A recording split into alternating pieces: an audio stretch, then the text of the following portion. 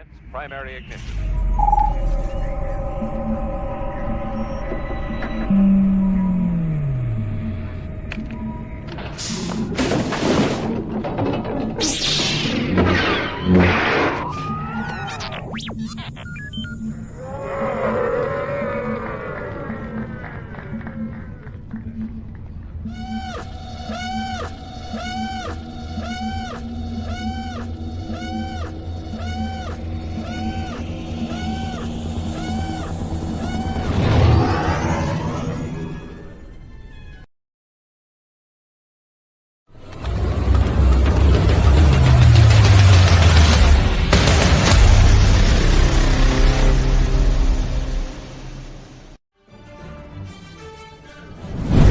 Hi, I'm Yeleni Kushin. I played Barriss Offee in Star Wars Episode 2 Attack of the Clones, and you're watching the Virtual Cantina Network.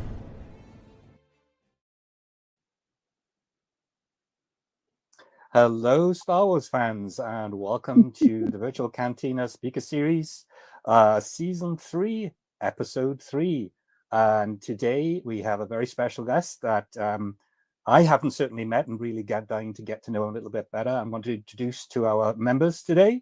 This young man is Toby Philpott. How are you, Toby? How are things in the UK, and how is Mid Wales?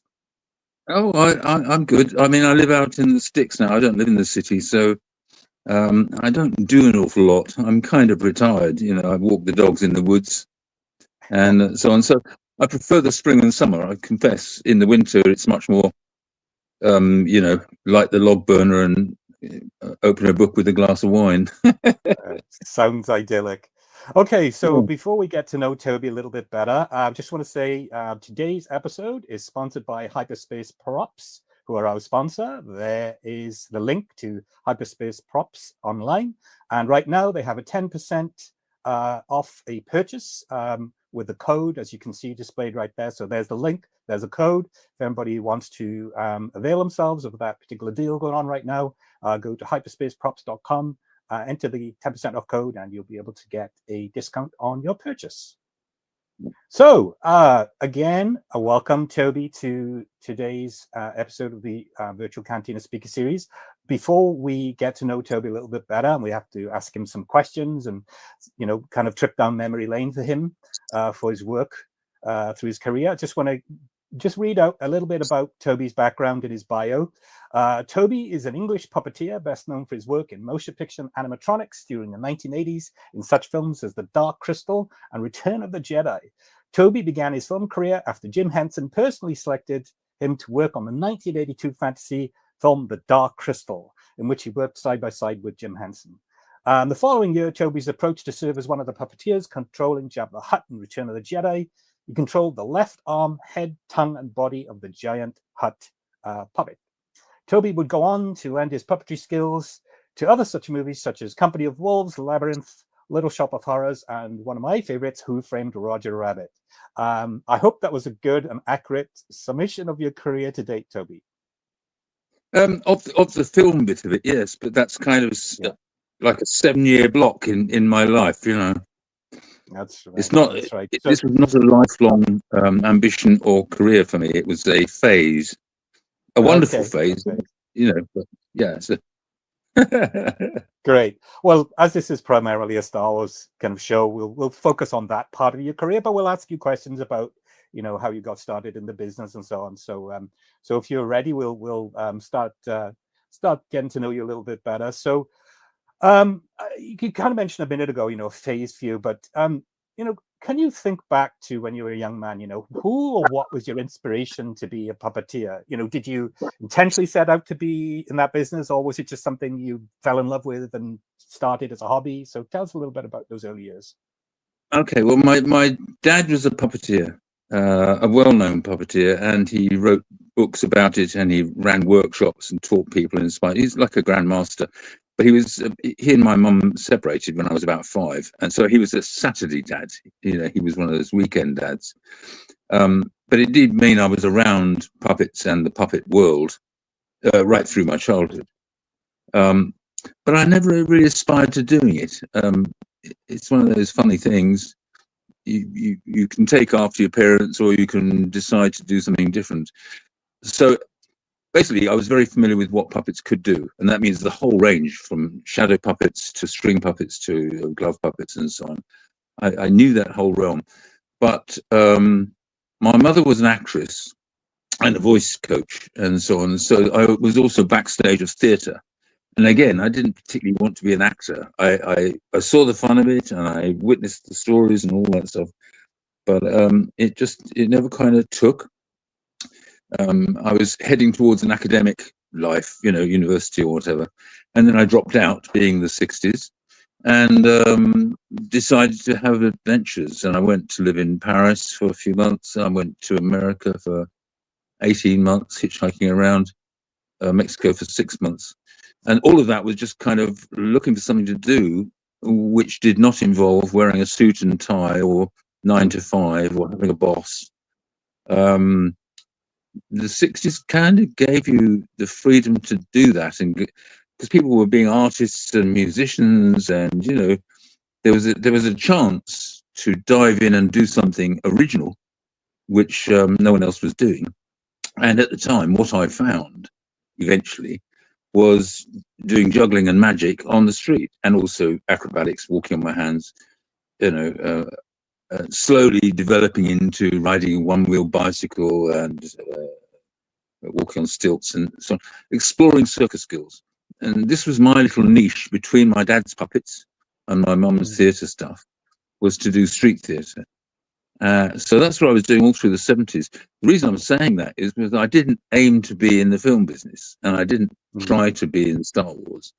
What was happening was that I was physically training myself up, quick reflexes, very physically fit and so on.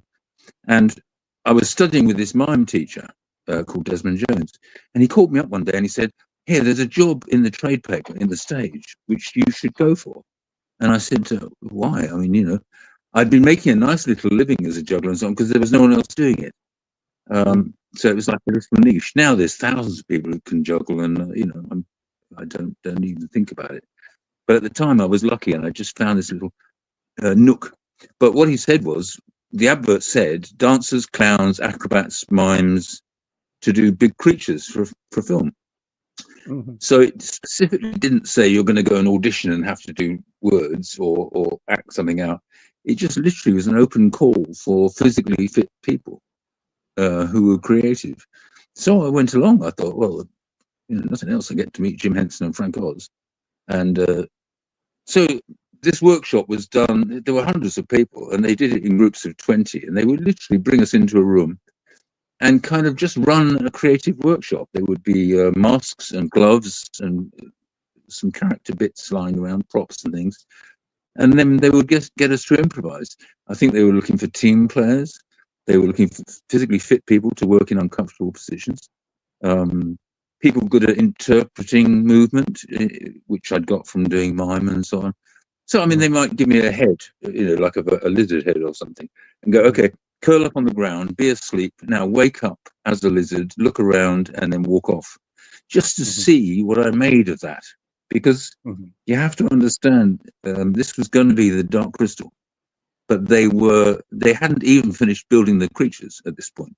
They had some ideas for creatures. They had some half-built creatures, but they were still looking for people who could operate these creatures and finesse the design into something that you could actually walk around in and be comfortable. So, I fell into it by doing 7 years of physical theatre. That's not the first time. That's not the first time I've heard that story from other people in your industry. And it's interesting, you just said, that just sparked my imagination, where you saw an advert that basically said, looking for physically fit people that are somewhat creative. That's just so you don't see that anymore. You don't see that these days. Not a general call, but Jim Henson was very much into talent spotting, and I mean, just simple things like on Labyrinth, the guy that's juggling the crystal balls was a juggler that somebody had seen, and Jim went to watch his whole show, but there was this one thing, and he went, "But I can use that one thing there," and he would hire. So he was always on the lookout for things he could use, because he was a real creative director. Seeing unique decks, seeing things that he hadn't seen before, and just pulling them together into a project that he's potentially working on. So so then that would be essentially the start of your involvement in the movie industry, as you just mentioned, and going along and in a way sort of auditioning for what was to be the groundbreaking movie, The Dark Crystal.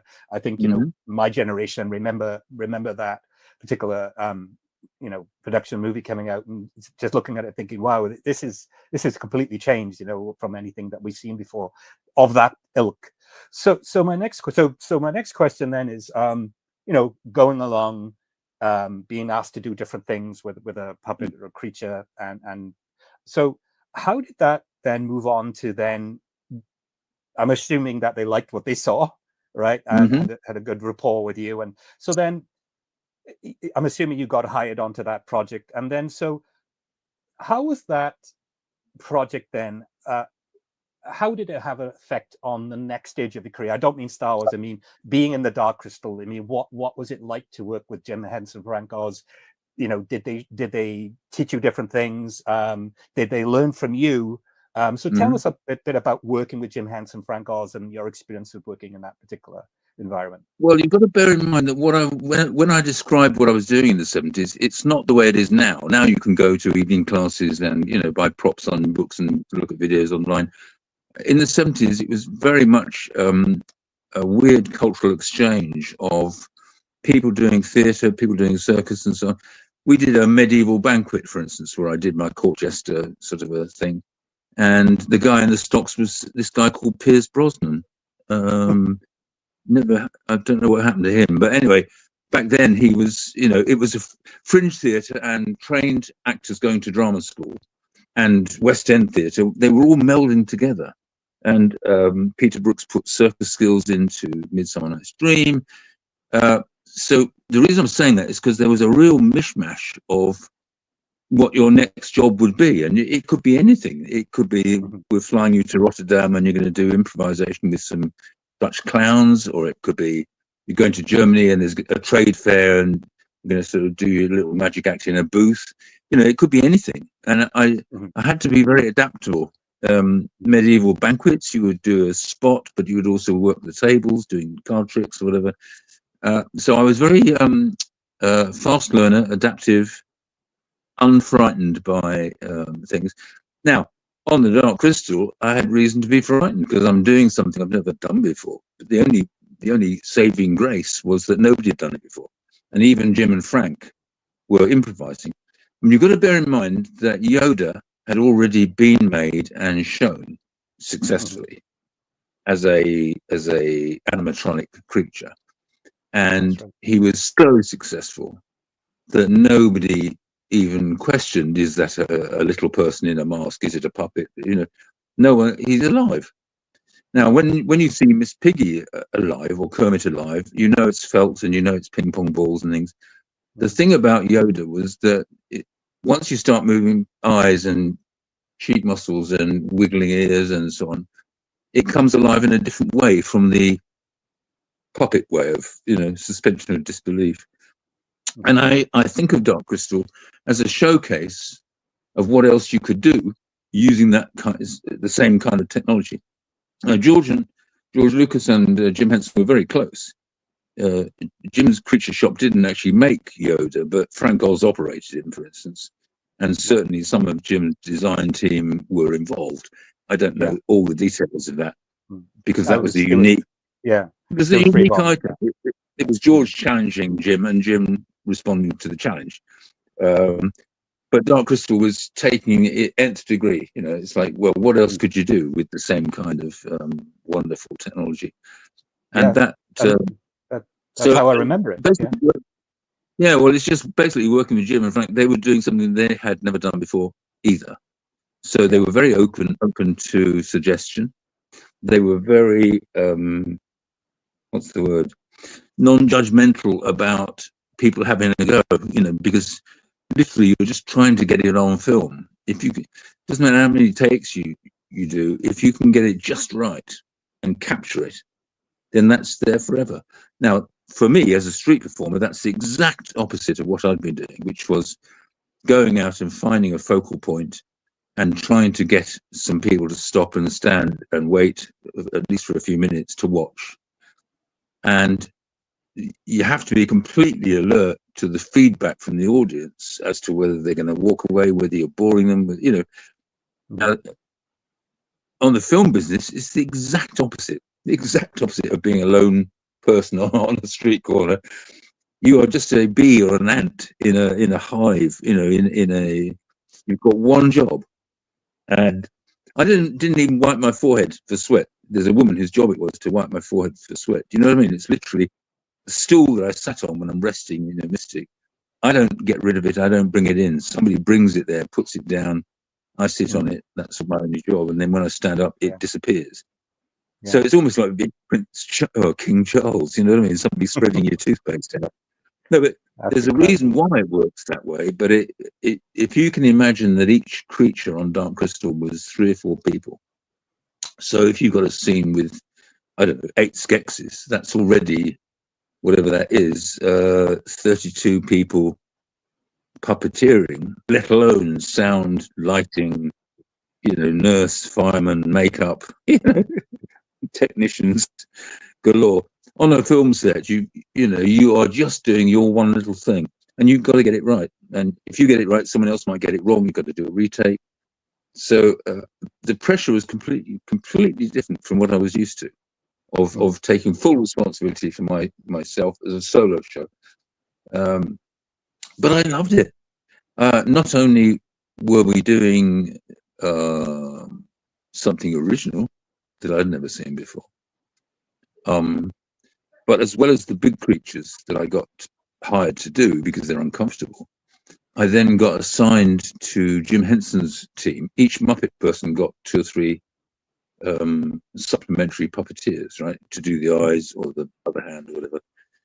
And somehow I ended up on Jim's team with Robbie Barnett. So when Jim is performing, I'm either doing the right hand or the eyes of his creatures. Basically, he's doing the head with his right hand. He's doing the left hand with his left hand. So I'm stuck in his armpit doing the right hand, or whatever is needed for that shot. So as well as my creatures, I'm doing Jen and the Ritual Master and the Dying Emperor. And then we had proper puppet lessons from Jim and Frank. So we could do pod people and, you know, all kinds of weird background, jungly creatures and things. So I felt totally absorbed. The reason I'm saying all that was that you imagine I go to work for months on end. I think it was about 5 months of shooting every day, not really knowing what was going to happen. I mean, the call sheet would tell you which set you're on and which costume you were going to be in, but mostly you didn't know what you were going to be asked to do, and you just had to be there, alert, awake, and responsive. Yeah, and I loved it. I mean, I just fell on my feet. I went, oh, that's what I've been working towards for 7 years. I didn't know that I was working. You didn't know it, yeah. No, I had no idea that's what would result from it. That's, you know, that's a great story. You know, going from freedom, you know, to be an individual and to do what you wanted on the street corner, to being on call sheets and being in the right place at the right time and having things handed to you. That's just polar opposites to what you'd previously been used to, but in some ways probably stood you in good stead for being unique and creative on set. So well, it just worked for me. I mean, you know, my mother's work in the theatre meant that I know you have to turn up on time. Most important thing is not having talent, is turn up on time, you know, ready to do what you said you could do. And take orders, and don't grumble, and, you know, be pleasant to be around. All that sort of team stuff was my mum's stuff. You know, my dad was an individualist, but my mum's was just turn up on time and do what you said you could do. And, you know, and I'm a stickler for not being late and so on. That's just a basic, respect for other co-workers, you know. But I didn't get it from office work. I got it from films where they could fire you. You turn up 5 minutes late, you've wasted 5 minutes of their time. It's cost them $5,000 or something. They could just let you go, you know, if they want to. They do. But, in as spite they of the say, contract. It's cheaper for them to buy you out than to deal with someone who's unreliable. Yeah, absolutely. Time is money. So that's great. Thank you for that. That's a great introduction into how your life started in this particular environment, and great to hear the experiences working with Frank and Jim and how they were to work with on projects. So let's move on to the next part of your career. But before we do that, I want to. This is one of my favorite questions, and I can remember. I could tell you exactly my emotions and those feelings back in the day. So in 1977, the original Star Wars movie was made and launched, and so if you recall, the original Star Wars movie, which is now called A New Hope, that didn't actually premiere in the UK till 1978. So we had to wait a while when we were in the UK to get to see the original Star Wars movie. But my favorite question I ask a lot of people who worked in the Star Wars industry, what was your first introduction to that galaxy far, far away? Was it seeing a trailer on a TV set? Was it, going to see the movie with some friends? So talk about how you first got introduced to that galaxy far, far away before you started working on one of the movies. You're going to hate it. I hadn't seen the first two movies when they offered me Return of the Jedi. I literally hadn't seen. No. Wow. I didn't have a TV. I worked evenings because I was doing this banquets and shows and stuff. My girlfriend was in Rocky Horror Show, and I used to go to the theatre and so on. So not only had no TV, but I knew about it. I'd heard about it, in newspapers and things. But no, Return of the Jedi was the next film into the studio after Dark Crystal, and a lot of the crew moved straight over. Technical crew, builders, and so on moved over, as well as some of the performers. But it was a separate production. It was a completely separate production.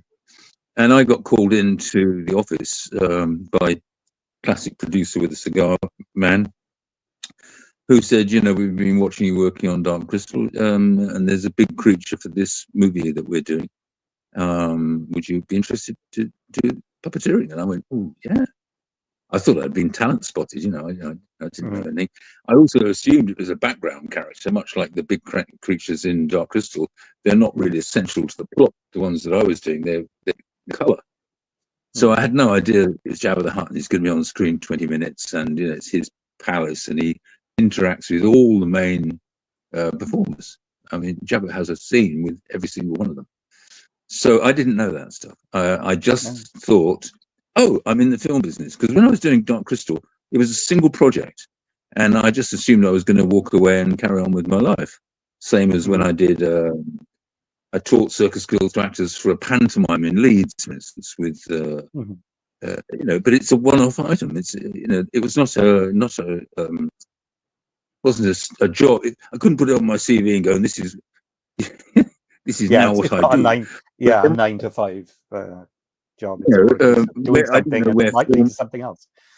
Yeah, where will film puppeteer go? I went, So I was very excited when they said, because then I went, oh, another film puppetry job. And perhaps this is what I could get into this.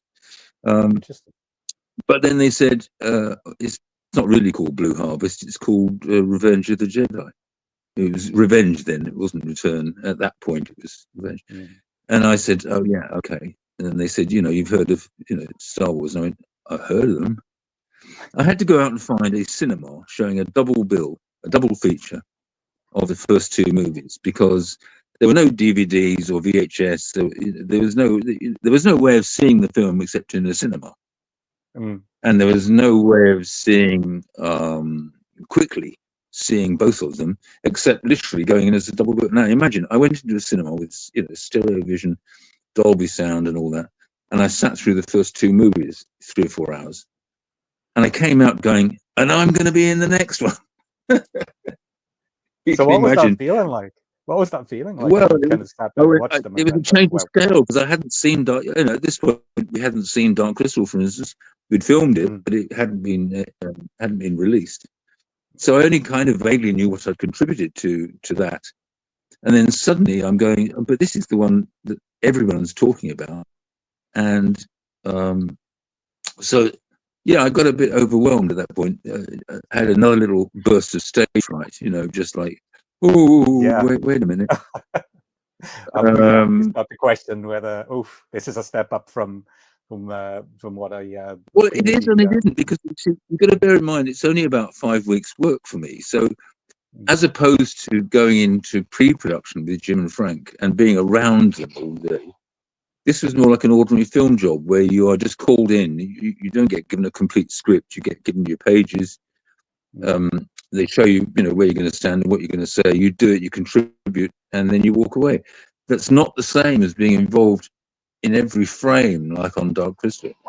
So, although I enjoyed working on Star Wars, it was much more of just a job as opposed to being fully absorbed in it. I mean, I knew the people who built Jabba. My co-pilot inside is Dave Barclay, who's doing the right hand and the mouth. He actually got the job as chief puppeteer and asked for me as his sidekick. So I kind of owe the gig to him. But it's essentially a two-man, like a two-man submarine. So we're sitting in a cave. We're not really wearing a costume or anything. We climb up inside. On a wide shot, we would have a third person behind us, Mike Edmonds. It's a little guy, just room to he could wag the tail around. And there were people outside with radio controls for the eyes and features in the face.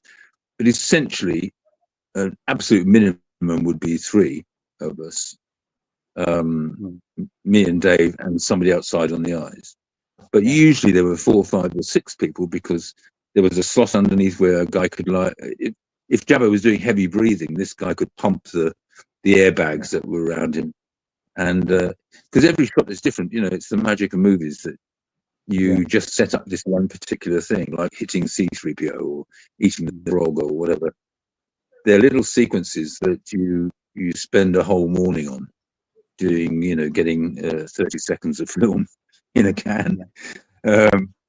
So it's very exciting to do, and it's very nerve-wracking. But we weren't really on the set. Normally on a film set, there's a lot of hanging around, and people either, play cards or read newspapers or smoke cigarettes or whatever it was they did to pass the time. But also you got to meet people, you got to chat sometimes.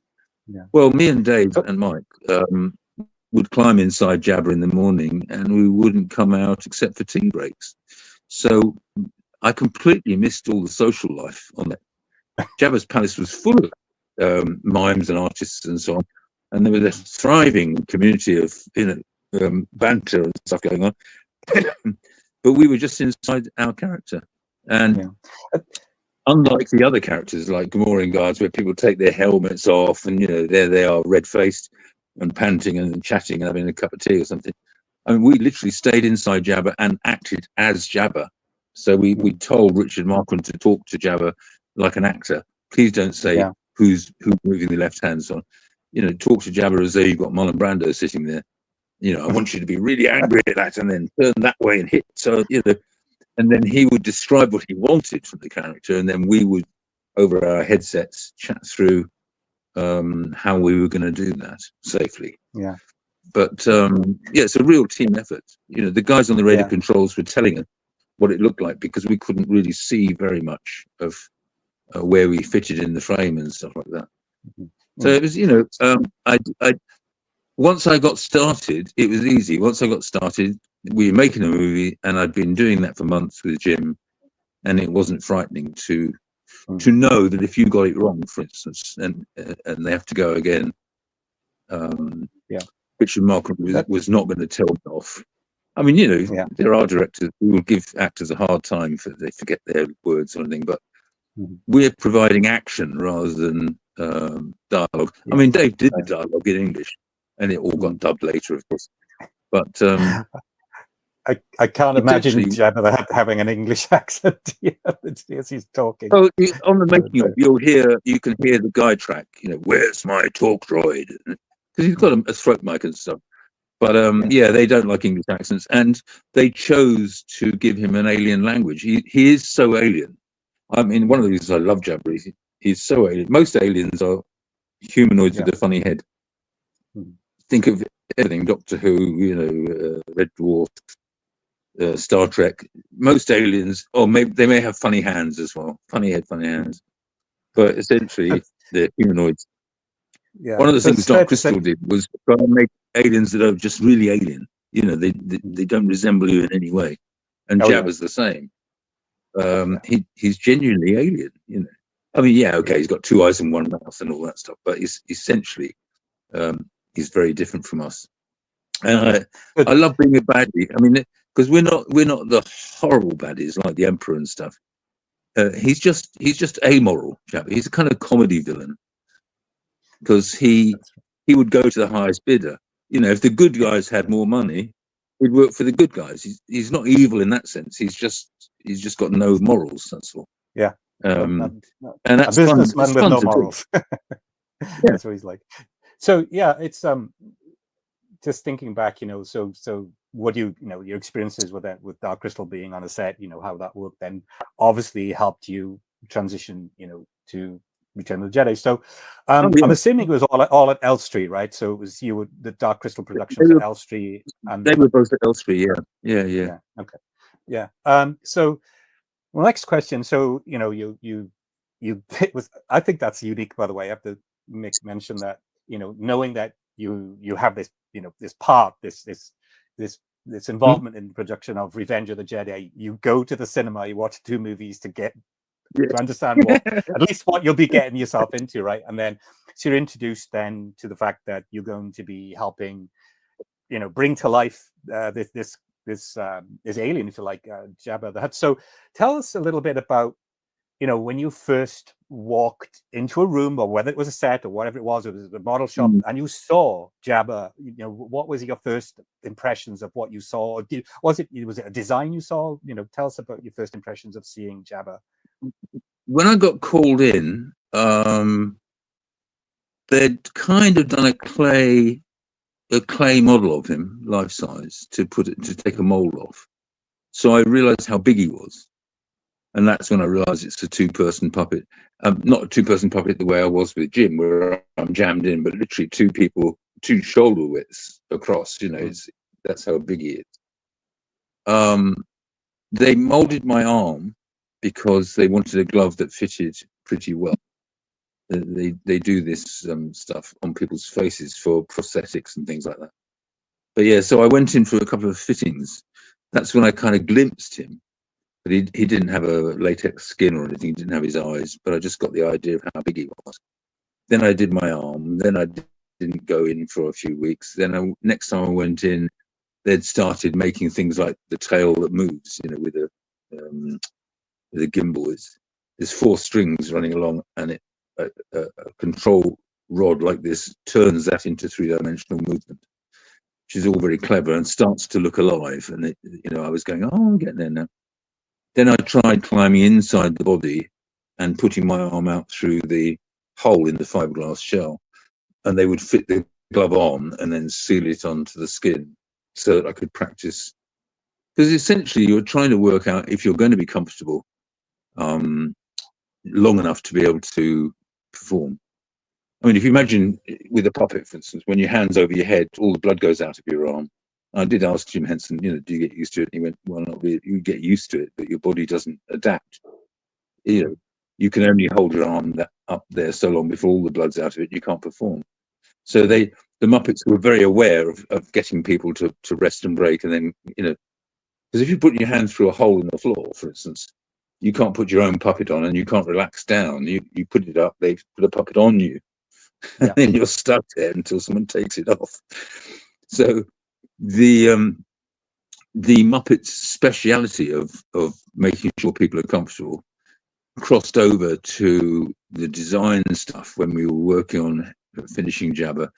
You know, knowing how long you're going to have to be in a certain position and how often you'll be able to get out and relax and so on. Well, we were pretty comfortable compared to people inside a Gamorrean guard. Or, I mean, Mike Carter in Bib Fortuna was in makeup at 6 a.m. It's on the call sheet. 6 o'clock makeup, 9 o'clock on the set. So it's 3 hours of makeup to do the Bib Fortuna thing. And, you know, everything, red contact lenses, fingernails, all that stuff.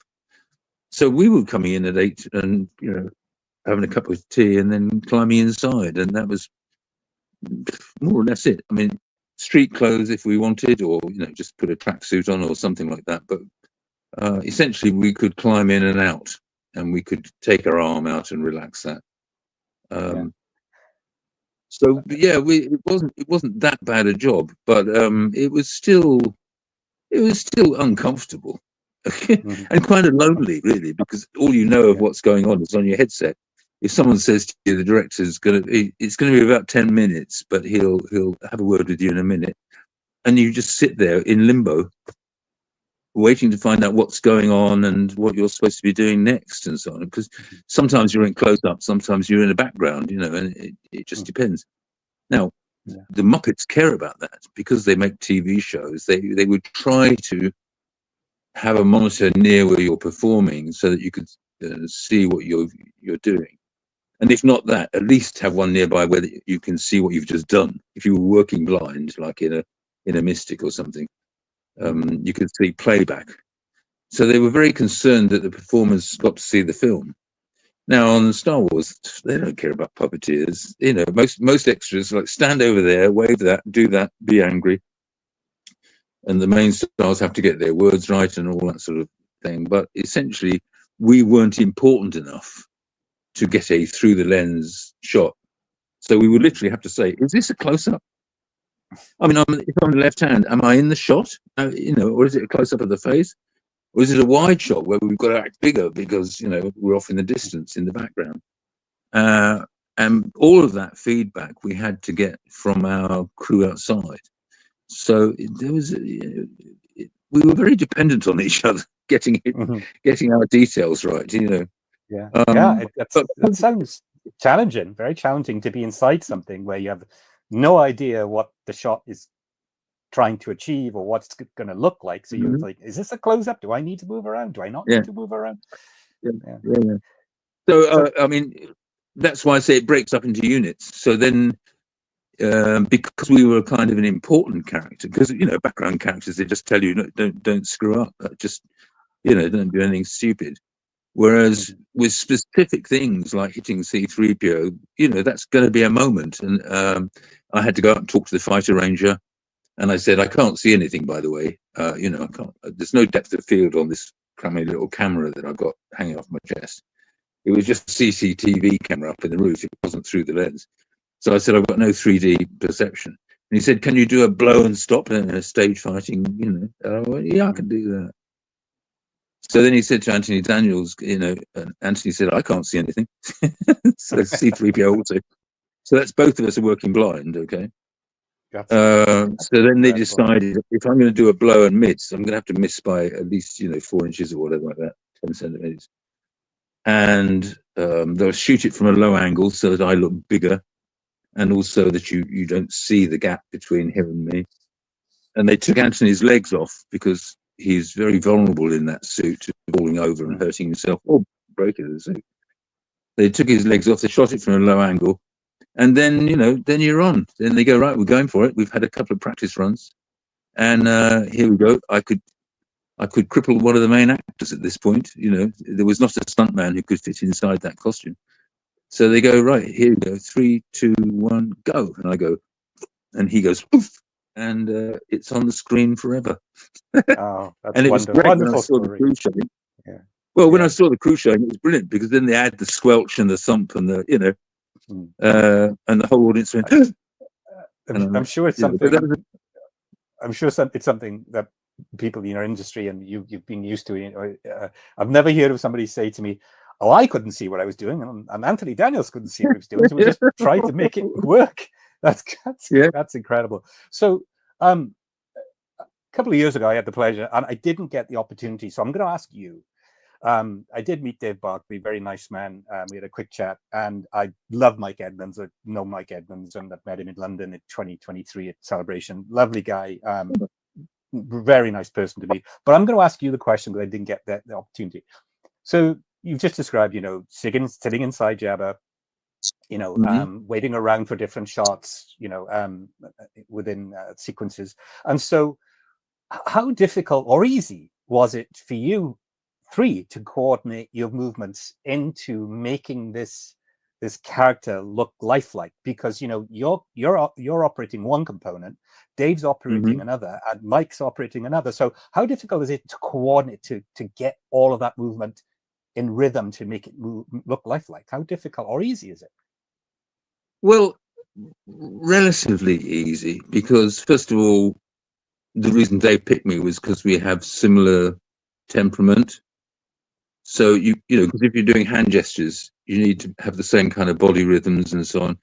Mike's was a different job because Mike was working the tail. We only needed him on wide shots. In close up, we didn't need him, but on wide shots, he could make the tail languid if it's bored, or it could be irritated. You know, but it's kind of separate from us. I mean, a bit like, you know, if you have a dog or a cat, it wags its tail or waves its tail around. It is expressive, but it isn't linked necessarily to the hand and eyes. Now, our job was not only to link these hands, because we couldn't actually touch hands, by the way. Jabba is so fat. I couldn't hand him a frog, for instance. But when we got the slave chain, something like that, then we are, you know, working on one object between us. But essentially, Dave knows the words. He's doing the acting, the actual acting. And my job is really to match his right hand will go with the voice, and my left hand will go with that. It can be relaxed. I mean, you know, a lot of people talk with one hand, and if I was not sure what I was doing, then I could leave him to just do it the way I'm doing this now. But there are things when he's angry and so on where it's important to use both hands. And also, just for the various bits and pieces, most of the bits for Jabba are left-handed. I mean, I grab Bib Fortuna, I hit C-3PO, I eat the frog, I smoke the pipe. You know, he's left-handed for all of that because the right hand's over the body. So Dave's main job was the acting as chief puppeteer, the actual acting of the dialogue. Because even if they're going to dub you afterwards, the acting is going for the actors on the set at the time, so that for their rhythm, he's delivering the words and they're responding. And what's lovely about that compared to, say, green screen, is that he really is responding, so that if they take longer to say something, he responds slower and so on. You know, there's actually, well, you can feel it on the screen. There's a real feedback. When you see actors talk, you know, responding to something on a green screen, they're talking to a tennis ball on a stick, and it's pretty hard for actors to do that. They can do it, but you know, it's hard. So I love the fact that we are literally acting with the people on set, and that's everybody. We've acted with Carrie Fisher, Mark Hamill, you know, Chewbacca and R2D2 and C-3PO. We meet them all. We even meet Harrison Ford briefly. That's right. So all of that was very exciting because that's the script. That's us pushing the plot forward. Plus, we got all the other fun, the dancing girls and the band. Quite often, our shot was just dancing in the background, or you know, we'd have an easy day when we're not actually in the close up, or you know, throwing someone in the rancor pit, or you know, whatever it is that we're doing. But we are involved in almost every shot, unlike some of the extras and people in the entourage. You know, It is Jabba's palace, and if Jabba was an actor, he'd be famous because he's on screen. I've never timed it, but he must be on screen 15, 20 minutes. If you were a human being that did 20 minutes in a Star Wars movie, you would be famous. But Dave and I aren't famous in that sense. I didn't think about it. You know? Yeah, I didn't think about it when you mentioned. Jabba is one of the very few characters in the Star Wars universe that actually has, you know, as a protagonist, has met all of the main characters. Because you know, whether it's the original movie or Empire Strikes Back or Return of the Jedi, they kind of go off on their little individual adventures, you know, to Dagobah or Hoth, and you know, not all of them are there. So that's cool. I just want to pick up on one thing you mentioned. You know, so you've talked a lot about your management of Jabba as a creature, and you know, what I'd like to know more about is, rather than your work inside, working with Dave and working with Mike, what was the general atmosphere, and what was I know you said you were kind of stuck inside, so it was very hard to understand what was going on and see different things. But what was the atmosphere like in those scenes, particularly, in the throne room, in the palace? Was it just bewildering to witness, or was it chaotic, or was it very calm and people were just kind of going about their roles? Talk more about the atmosphere and what was going on around you that you were observing. Well, I very rarely got it. I mean, I didn't get outside. I really didn't get outside very much. It's only since going to conventions that I've met up half the, the entourage is made up of half the fringe theatre of London at the time. I knew half the people, and the other half knew people that I knew. It's a very small world, but they all got pulled in as mime artists to do these background characters, and some of them got to play 2 or 3 different parts because they'd just been put into costumes and standing around. So people like Simon Williamson got to be a Gomorrah guard, and I forget which. Anyway, but they get to play 2 or 3 characters. Now, because we were a specialist crew, we didn't really mingle very much. We didn't. I mean, I very briefly met Phil Tippett, but he would have been managing all the costumes for these entourage people, and I never got to hang out in their dressing rooms or anything like that. I mean, there was a day I came out on the set to get some coffee, and the security guy came to me and said, "Excuse me, sir, this is a closed set. You're not allowed in here. Red light." I went, "I'm inside the." He didn't know my face because I'd literally been inside Jabba all day.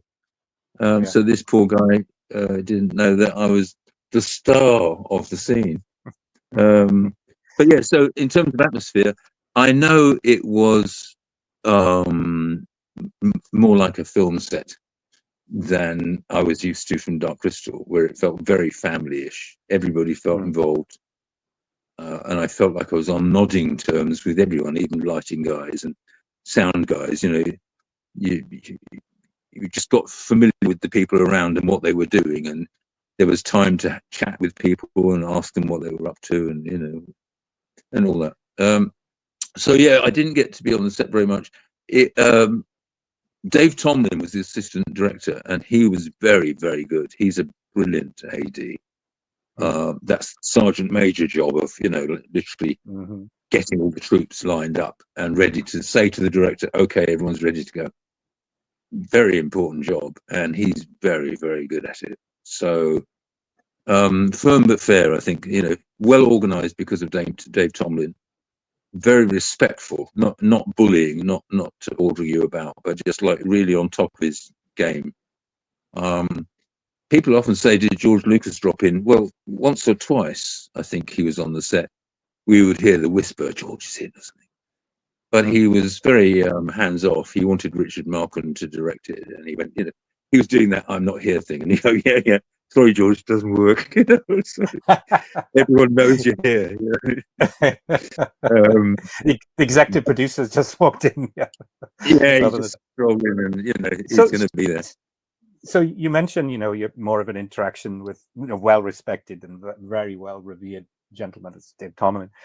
So in terms of Richard Marquand, did you do much work with Richard? Did he, have to come up and talk to you guys and tell you what he wanted from you? Any interaction with Richard? Mostly, as I say, I mean, obviously we had a few words with him, but we mostly asked him to talk to us through the puppet, and not talk to us as a set of parts, really. So he would generally talk to John Coppinger or one of the other builders that were outside with the radio controlled eyes, saying what he wanted, and they would translate to us. We would then try and manifest it, and they would give us feedback about that's big enough. No, a bit more that direction, because obviously doing the eyes, that's a kind of crucial thing. If I turn the head and the eyes don't move, it means something different. If the eyes move without the head, if they move at the same time, these things had to be worked out, and literally. But we'd done a lot of practice on this stuff on Dark Crystal. We were quite used to just silly little tricks, like if you stare long enough, your eyes go dead. If you blink too much, you look nervous. But there is a thing where you blink when you're moving your head, because while it's blurry, your body takes the opportunity to blink. So we would analyze all these things and then try and put them back out through the controls. There's kind of quite a lot of subtle stuff going on in terms of detail. Because if you have time to rehearse it, there are some shots that we rehearse, say on Labyrinth, for instance. Hoggle's a really complicated creature, but his face, his cheeks work, his eyebrows work. You know, I mean, he can move almost all his face and eyes. It's like muscles in there. Now, with things like that, you do need to practice. You need to practice a sentence and a look over and over again so you can just reproduce it. Now, we didn't get Jabber until about a week before starting shooting. He was still being built and painted and everything. So we had relatively little practice, private practice with Jabber in the workshop. Basically, he was put on the set and we started playing with him, improvising, which is why I'm saying we would then, as a matter of practice, talk as if we were Jabber. So Carrie Fisher would come on the set, we'd go, "Good morning, Miss Fisher," you know, literally as the character. So they're always practicing gestures, hand gestures, which way to look, and all those things. And that becomes telepathic or unconscious eventually. You sort of, I can't really explain it. It happens with puppets, even with small puppets. You have to put all the energy up in the puppet. There's no point in you acting your heart out down here. It's got to be up there. And down here, you'll probably find a little introverted person with their head down, looking at the monitor and reading a script. But the puppet is up there, you know, going mad. That ability to project yourself into a puppet, it comes with mask work as well when you're doing mime and so on. But these full body creatures are tricky to do because, I mean, just for instance, someone would say, "Give us a big laugh," and we'd go, "Ho, ho, ho," and they go, "That's hardly showing because you've got a fiberglass shell, you've got airbags, you've got a latex skin, and..." Oh, sorry, that's the pup. But yeah, so a big laugh involved throwing ourselves around inside just to make it wobble enough. And that scale, you can only get that feedback. So we would get that far, then we would call Richard Marquand over and go like this, you know, and then we would do a practice run, and he would give us a tweak, and then he'd go for it. And yeah, mostly they were satisfied with it. I mean, he looks fantastic. The sculpt and the build on Jabber, we are literally bringing him to life. Yeah. But when he was sitting there in the morning when we arrived, he already looked alive. He just looked asleep, you know. We were just getting in and bring him. So I always emphasize that it's the wonderful build that makes him so brilliant to perform, because he's already there. He's waving an arm, really. I believe you, but I do believe that, you know, your craft and you just try to describe, you become one with the creature to make it be believable. And that's essentially what you're trying to do. Yeah, and that's where Dave's particular ability comes in, because Dave came from a puppet family like me, and he knew my dad and everything. But Dave has always built puppets and always performed puppets. So he's much better positioned than I am to understand those. I mean, he helped Frank doing Yoda, for instance. He's now got that credit. Back in the day, that we didn't get a credit, but he's now acknowledged to be part of the Yoda team. So he's a serious puppeteer. I definitely was a sidekick in the sense that I took my performance from him. So my job is to adapt to his vision of the creature, and just supplement that. But you know, it is a telepathic thing. Eventually, you're doing it unconsciously. Yeah, to physically be his right-hand man. So, by the way, that story about bellowing a good morning to Carrie Fisher. I can imagine that must have been absolutely wonderful. So I just got two more questions before we jump into some questions from our members. So I got talking to one of the stunt men that played a Gamorrean guard that was shot on set, right? One of the sequences in Jabba's palace where he gets shot and falls back. And he was telling me that it wasn't anything that was done on purpose, but he got shot, fell back, and then they said cut, and they rang the bell for lunch, and they literally left him in the Gamorrean guard suit, sweating. Did you recall any amusing stories of anything similar happening? We never got. They did forget we were in there, but we never really got trapped. The only dangerous moment for us, because these things are quite flammable sometimes, was when our base was pushed forward over the rancor pit, because then the hole that we climbed up in was blocked. So at that moment, when we are rolled forward, then we are literally trapped inside. And if they had left us there, we would have been stuck. I think Tim Rose got stuck in there because he was doing Salacious Crumb, and I think they may have left him in there one day. But whether they did it on purpose to wind him up or by mistake, it's always hard to tell on a film set, because there are quite a lot of pranks and things go on as well. I've heard a few. Yes. But no, we were fairly comfortable. We got in and out quite quickly compared to other people. So I can't remember any real traumas. Yeah. So anyway, that's a great story. Last question from me before we go into the member questions. So I often think about this, with the way that certainly television as well as the movie industry has changed, with a lot now with CGI and, visual special effects, etc. So I just want to get your opinion, your thoughts, looking back from where we are now to that time, whether it's the original Star Wars, Empire Strikes Back, Return of the Jedi, what do you think about some of the original puppet or creature constructions by icons such as, Steve Freeborn, Phil Tippett, looking where we are now and looking back to that time, do you kind of think, wow, that was really ahead of its time? The construction of the creatures and the puppets that we were working with was just unique for its time. They were. It was state of the art. Jim Henson was a great experimenter. I know it's easy to think of him as the cute man that did Sesame Street and the Muppets, but actually he's kind of a surrealist as well. If you see some of his early films and bits and pieces, he had quite a. He just loved trying to do the impossible. Like in Labyrinth, there's an Escher room, with David Bowie wandering around in it. He would just like the puzzle, how would we do that? How would we film that and map that? And I think, I don't really know where to go with that.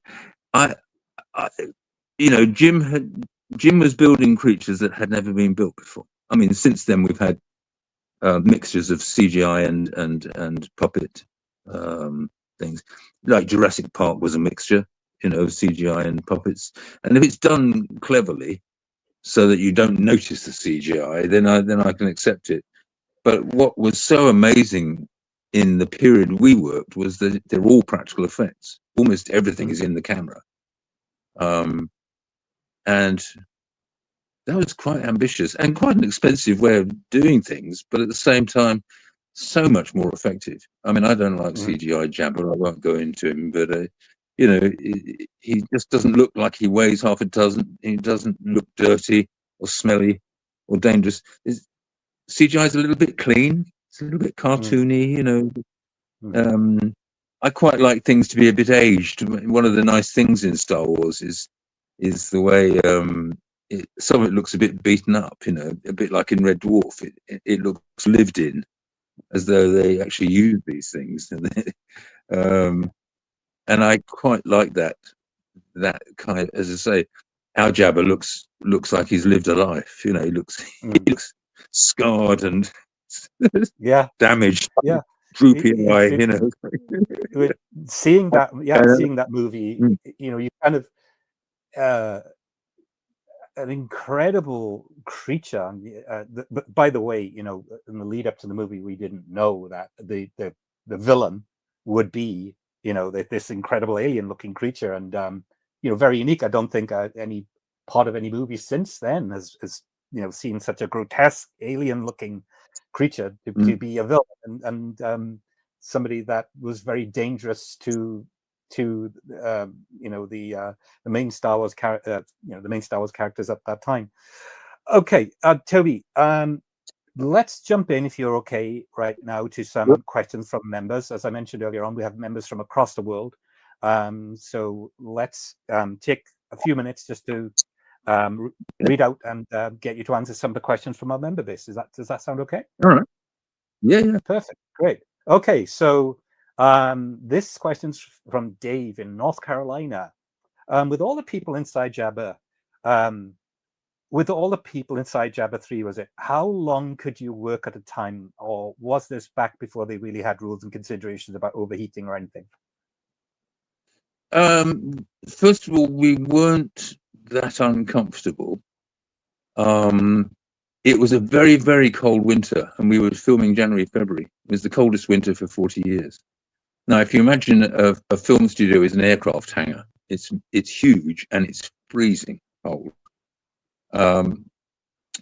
So the set was built off the ground so that puppeteers and things could go underneath. It's up on scaffolding, it's raised. When the big lights are on, it's quite comfortable. Now, if you're in a Gamorrean guard, you're either freezing to death or you're boiling when the lights are on. Carrie Fisher, for instance, in her bikini, famous bikini, was freezing. I mean, the only times I went out to talk to her, she was in a big toweling robe or a fur coat or whatever, going, whoa, because they'd turned the lights off. So we would discuss what we were going to be doing next, and then we'd go back inside and they'd turn the lights on and she could lose the rope. But essentially everyone else on the set was getting this extremes of heat and cold. Because we were sitting in this kind of cave, I suppose you could call it, we were relatively comfortable because the body heat was stopping the serious chills of the aircraft hangar. And I think they tried blowing cold air into us for a while, but we didn't need it. And we were actually going, that's too cold. So, yeah, we were comfortable, really. It was a bit squashed, and it smelt of, latex glue and paint. And, I'm not saying it was comfortable, but temperature-wise, it wasn't too bad. And so we worked all day, really. We got inside at 8:30, and you have a mid-morning coffee break, and you have a lunch break, and you have an afternoon coffee break. But we'd work till 6, and essentially we wouldn't really get out very much. Every now and then Jabba wasn't in the shot and they're doing a pickup somewhere else, and we could go and just sit outside for a little bit, just get a breath of fresh air. But essentially we stayed inside because we were in nearly every shot. We're either in the background of the shot when the band's going and the dancers are dancing and all that, or we're literally acting with the main players. Like I said, we do a scene with every single one of them. So we were quite busy, and you don't get a lot of footage in a day on a film set. You get your 5 minutes worth of film maybe in 10 hours. It's ridiculous, but I mean that's how it works. And I said to somebody once, especially for things like hitting C-3PO, I went, it's a bit like training for the Olympics. So you're training for 4 years, and then you're in the 100 meters. You've got 10 seconds to prove you're good. And when they say action, you've got those 10 seconds. If you get it right, it's in the movie. So when I hit C-3PO, I think we did it twice, but it's in the movie. And that my 10 seconds, my big 10 seconds moment of fame, literally is forever. It's a very strange job. Yeah, very memorable moment. Okay, next question from one of our members. If we could have the next question. This is from Spencer. How was working with David Bowie in Labyrinth? Oh, he was great. He was very relaxed. So I've got a puppy here. I've had to pick him up. That's okay. He's bored now. No, that's fine. You can join. Yeah, Bowie No was great. problem. He was having a lot of fun because Jim generates a fun atmosphere to work in, as you can tell from all the people willing to go on the Muppet Show. You know, he generated a very creative atmosphere and a fun place to be. And for all the boring hanging around that you get, that was a pretty funny crew of people. You know, witty crew. So I think Bowie was having a great time. He didn't go off to his caravan. He used to hang about. The longest I chatted to him, no, you can't sit there, lovely. He's like a cat. He's going to sit in front of the camera. Yeah. So I mean, the longest I chatted to him, I think he blagged a cigarette off me, and I lit it and then chatted to him for about 10 minutes. He was just very relaxed. You know, he was. This is a long time after the Thin White Duke and all the bad habits. You know, he's a happily married man and relatively clean and sober, I think, and having fun being a comedy villain for Jim. So no, I only have happy memories of working with Bowie. He was great fun. I've heard several stories from other individuals I've met that've worked with him on other movies. Anyway, next question. If we can grab the next one, that would be great. This is from Donkey. Okay, that's interesting. When you are preparing to be a character, how much of your performance is directed, how much is improvised, and how much can maybe dictated by seeing the physicality of the costume? Oh, well, that's quite a complicated question. It depends, because it depends whether when the costume was being built, they anticipated all your needs. So there are times when you just get given a costume, you just put it on and you do the best you can within the limitations of it. If you're lucky, like I was with the creature shop, you would put it on and then tell them what does and doesn't work. You go, I can't move my wrist. I'm trying to turn my hand and do a gesture here. And they go, oh, we can loosen that up or tighten that up. So if you have some feedback into making the costume, then the expressiveness of it is kind of built in. So yes, you've either got thrown in the deep end, just given a puppet and saying, go and animate that. I mean, like on Labyrinth, when there was that battle going on, I'd occasionally just be given a goblin and told to go and lean out of a cottage window and wave my arms. You know, not terribly subtle performance, but you know, like you've seen crowd scenes in the Muppets. You know, you can see when they're all in the audience in the theatre, for instance. You know, that's every puppeteer in the building doing a puppet in the background. It's the improvisation is with those kind of shots. When you're in close up or you're doing a very specific action that needs timing and so on, then we tend to rehearse and block it quite carefully, because it's not just your performance you've got to get right. You've got to stay within the frame. You've got to keep the cameraman happy as well as the other performers. And I mean, what's a good example? On Labyrinth, there's an old man in the woods who talks through his hat. So he's an old wise man. This is Frank Oz performing. The hat is a bird that heckles him like a court jester, and that's Dave Goltz. Now I'm doing the right hand, and Mike Quinn is doing the left hand. My only move is to shove the hand out with the collection box when he rather pathetically asks for a contribution for his advice. And you know, so but my hand coming out and shaking has to match Frank's performance and his dialogue and whatever the bird is saying through his hat. So we would rehearse those without a camera. We would just get into the position and have one person just watching it from the outside and just block it through. And Frank would give us feedback, you know, faster, slower, up, down, more or less, because you just have a chief puppeteer and it's their vision that you're manifesting. So as support crew, you do what you're told. Yeah, that's an interesting insight. Thank you, Toby. That's great. Okay, next question we have from one of our members. This is Lewis from Canada. How would you mentally prepare to be another creature? For i.e., how would you prepare to be a plant? Well, yeah, that's quite interesting. Part of mime training that I did with my teacher Desmond Jones, and also with Jean-Pierre Amiel, who was the movement coach for Dark Crystal, for instance. You do a lot of kind of abstractions, so as well as walking against the wind and all the silly things, robot things and so on, there's a lot of abstractions, like how do you manifest earth, fire, air, and water, for instance, the qualities of the different elements as movement. And you're heading into the realm of dance at this point. This is somewhere in that area.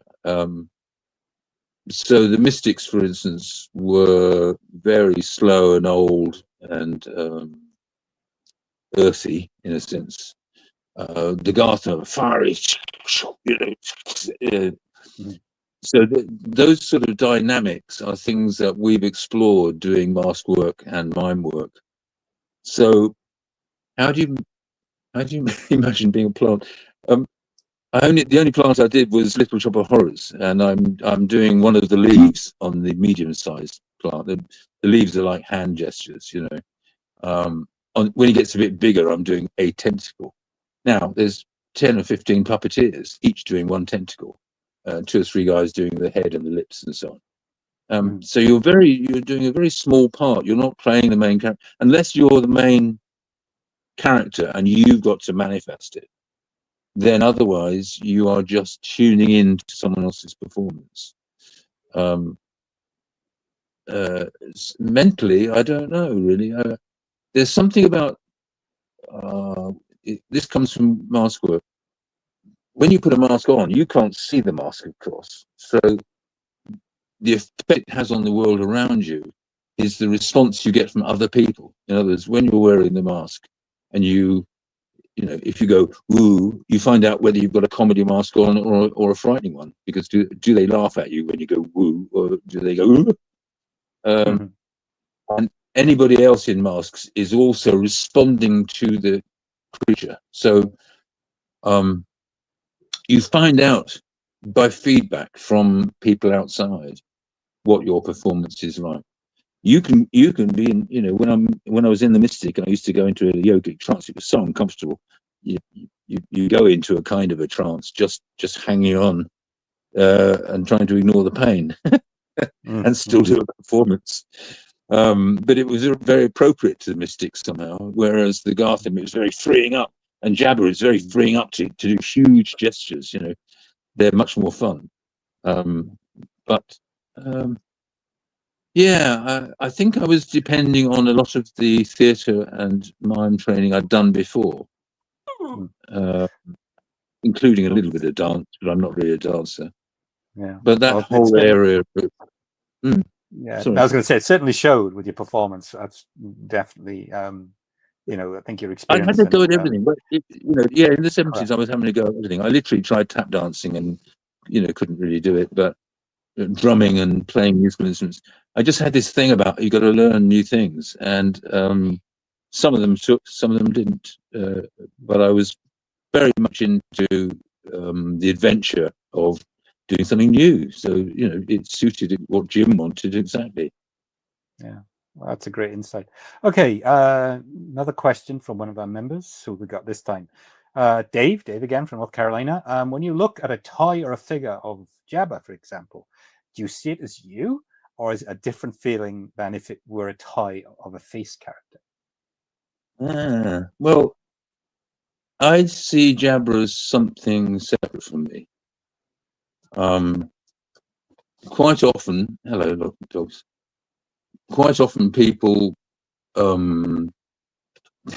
Sorry, he's very, very new.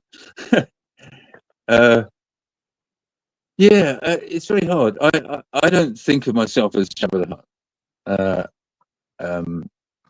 And he is famous. He's not just famous in the Star Wars world like most of the characters. He's literally famous in the sense that people will say Donald Trump's like Jabba the Hutt or something. He's now a metaphor for whatever he represents. Amoral, very disgusting, unkind, greedy, whatever.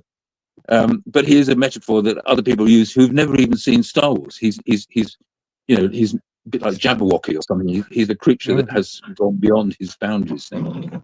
Will you stop fighting here, please? Yeah, I think you're right. People use that as a description, like, oh, look at that Jabber-looking thing over there. So it's interesting. Yes. Yeah. Right, so let's have one final question from our member base before we wrap up this episode. One last question. Just one. No dogs are okay, fighting this is now. from Arn. This is from Arn in Belgium. Okay. Hello, Arn. Thank you for your question. If you could perform as any creature or character from any property, not just Star Wars, or a property you've been in, what would it be? If you could pick any character from any property that you could play, Favorite character? Yeah, any creature. Oh, I mean, it could be something you haven't appeared in or been. Can you? Is it one of those kind of? I'd like to have done an animal as the drummer. A good choice. That's wonderful. Or Fozzie Bear, maybe, but I don't think I'm funny enough for Fozzie Bear. I think animal just looked like a wonderful thing to do. A lot of energy. Yes. And it's interesting. Animal is probably. I mean, I don't know because I didn't create the character or the kind of the ethos of his behavior, but you can just see that he was probably based on a lot of rock or heavy metal drummers from the 60s and 70s. Absolutely. Oh, that's great.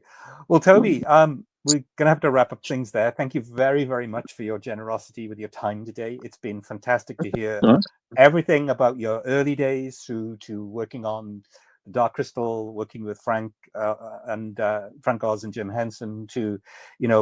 I think it was wonderful how you were told how you'd be working on Return of the Jedi, and then certainly thought, well, I have to go and find out a little bit more about what we're working on, and going to a movie theater and watching the two movies back to back is some doing. And thank you again for explaining a little bit about Jabba. He's in folklore. I think it will continue to be for all time. And thank you for explaining and talking about the experiences and working in that project. So that was been such a great insight and a great treat to get to know you and to learn of your story. So thank you, Toby. It's been wonderful. Thank you. It's been great. Okay. So just before we wrap up today's episode, can you talk a little bit about where you might be appearing for people to come and meet you in person over the next year? Yes. Sorry, puppy biting me. Last weekend, I was at the Dark Crystal convention at L3 Studios, where there was a great conjunction. In April, I'm going to be at the Stars of Time in Swansea. In May the 4th, I'm going to be in Cologne in Germany for Wonderful. Power of the Force. Awesome. And in August, hopefully, I'm going to be in Texas. Wonderful. Our European. That's all. Yeah, I mean, I don't do a lot of conventions because it's now so awkward. I'm now 6 hours from London. When I lived in Cardiff, I was 2 hours from Heathrow. Now I have to go down a day before to fly anywhere and all that sort of stuff. So it's just awkward where I live now, so I do one or two for fun. And I do like the adventure. I like going to other countries. It's one last perk. This, given that we don't get royalties from the movies or anything like that, have a little adventure and then meet up some of the other actors and fans and things is great. It's great fun. So I do 3 or 4 a year. But that's about all. Yeah. Yeah. So our European members will be able to see you in person at Power of the Force, and our US members will be able to see you in Texas. That would be wonderful. Absolutely. So, well, once again, thank you, Toby. You've been a wonderful guest, and again, thank you for your generosity with your time. And just one last thing we want to say to all of our members: thank you for tuning in, and may the Force be with you. Excellent. Take